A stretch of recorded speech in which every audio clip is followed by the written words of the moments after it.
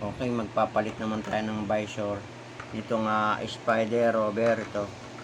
Kasi ito yung stock, papalit ko ito. Maalisin na natin muna yung sticker niya. Siguro yung sticker. Ito, ipupull muna, itataas ng sagad. Ayan, isasagad natin itataas. Pagkatapos ito, hihilahin yan. Ito, hihilahin yan. Pababa ito. Hihilahin lang naman yan eh. Oh. Yung pag nahila yun, saka iaangat. Ayan o, iaangat lang yan. Oh, angat lang o. Ayun, alis na siya o. Ito.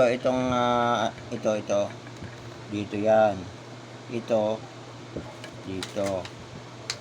So, kapag naipasok na itong dalawa na ito dito, hihilahin ito ulit, hihilahin ito.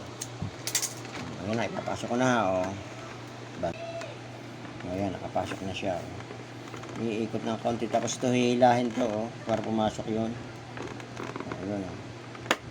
Yun. Pumasok na siya oh. Ayun yung kabila, ganun din siyempre. Ididiin doon. Pagkatapos hihilahin uli ito para mag-aalin siya rito. Ayan oh. Ayun, pumasok na uli oh. Tapos bibitawan oh. Ayun na, okay na. Ayan oh. Nakalagay na oh. Okay, gano'n lang kung paano magpalit ng visor ng Spider Rover. Ayan, okay na, clear na. Okay, thank you.